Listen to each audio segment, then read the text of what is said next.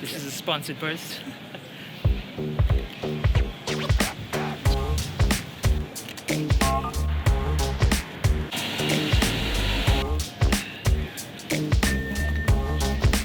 Hi guys, Josh here, welcome to Frames Per Second, and today we are checking out Kodak's newly released new Ektachrome.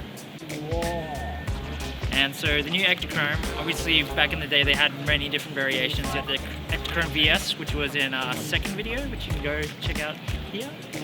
But then they also had Ektachrome G, which is what the new emulsion is currently based on. Now, when they got rid of Ektachrome 2011, I think, they lost a lot of the chemicals that they used to use, so they had to reconstruct it from the ground up. But now we have new Ektachrome, and I'm very excited to shoot it, and Thomas will be shooting some frames as well, and we're going to try to find a lot of colourful things to take with this, so let's go. These images are straight from the scans. I didn't do any color correction or retouching with any of them. These people are actually more interesting than the bridge. Yeah, I agree with that. My initial thoughts is that Ektachrome turned out much cooler than I was expecting, especially in the shadows. The shadows were really blue. If you did want blue to pop, this is definitely a film for that, because the blue did definitely pop. But once you got it in direct sunlight, the color was really nice, vibrant, and warm as well.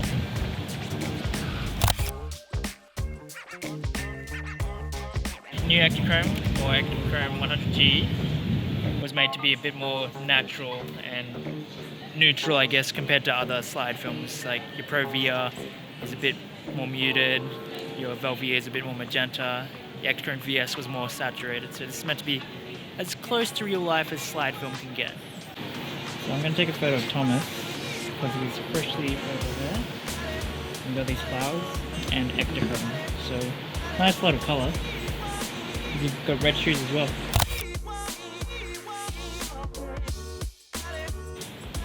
So the thing with slide film is you've got to make sure your exposure is right on. It's not like color negative where you can overexpose it 1 or 2 stops and you'll be fine. You have to be exact because you don't have much dynamic range. You have maybe 5 to 6 stops to play with, as opposed to like 11 to 14 sometimes with color negative and black and white. So always be careful. It's handy to have a light meter on you. Make sure it's right in the middle. Don't go over or under. Make sure it's properly exposed, otherwise your whites will have no detail and your blacks will basically just be black with no detail. I need to check my hair before photo. Having my yellow shirt on and the red flowers and stuff, that really countered the blue of the film. It did remind me of Pro VR a bit, with just how much cooler it was in color than I was expecting. But when the color did pop, it popped really nicely. Just look at these flowers. That red is really nice. So I guess when you're taking this into account, find subjects that are actually a warmer color temperature.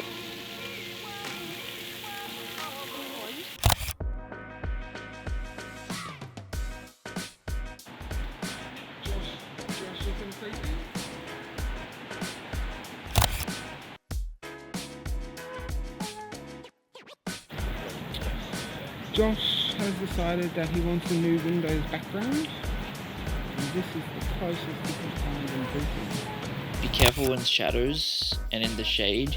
I tend to front light my subjects when I shoot slide most of the time as well, so I didn't do that as much this time. But if I was doing portraiture, I'd definitely make sure that the sunlight is definitely hitting on them. Compared to other slide film, this film did feel like it had a bit of latitude. Like, I definitely feel like I could have overexposed it by a stop and still had something without losing much detail on. You have this familiar face today. Hello. What's smoking? So, shining back. That first episode we had with her, we shot Ektachrome, so we're shooting new Ektachrome. So we're going to do a few portraits just to show the difference between street and portraiture. Let's thank my very pretty friend Shani. Always looks lovely. It's a different kind of paint. Ektachrome, like one of your French guys. I really liked the stuff we shot indoors, maybe even more so than the outdoors stuff, just as far as like we're exposing for her skin tone, and it actually did make her skin tone look really nice. Shani's actually a real pale person, but it really made her look tanner than she usually is, especially because I was exposing for her skin. But as you'd notice, the dog lost a lot of detail because the dog is a much darker color. And so we lost a lot of detail with the dog, but in return, we actually got really nice skin tones with Shani, and it actually made her tanner than she usually is. And don't get me wrong, I love her pale little self, but it did make her skin more vibrant. So I think shoot in the afternoon with golden hour, shoot in the studio with tungsten lights, and you'll get a really nice natural look. While if you're just doing early morning, middle of the day, or playing in the shade, it's definitely going to be cooler in color. But at the end of the day, it's a really nice film. The grain is low, it's good color, it's clean, it's crisp, and the texture is really nice. I really love the texture of slide film, and just the way that it feels. That's kind of why I love shooting film, because each film kind of feels different, and slide film definitely feels different to color negative. I am kind of sad that they based it on the 100G and not the 100 VS, because I love the 100 VS. It might be my favorite film. I do like it, and I definitely want to put it into my main roster of films that I love to use. But then when we played with the shadows, that's when the kind of cool color temperature of the Ektachrome really worked for me. It did make for a moodier thing shooting in the shade, and I did like how that turned out with these portraits. If you're going for a warm kind of look, I wouldn't recommend Ektachrome. But if you're going for a more natural look, direct sunlight, or if you want a cooler look, obviously in the shade and shadows. I'm really happy with how the film turned out. I'm definitely going to use it again. And this was a good test run. I was able to do street, nature, and portraiture. And I think this really shows the variety of uses of this film. So the film was developed and scanned by Racquet Studio in Brisbane. So if you're in Brisbane, go check it out. I highly recommend them, especially for E6. I send most of my portraits over there. So go show Racquet some love.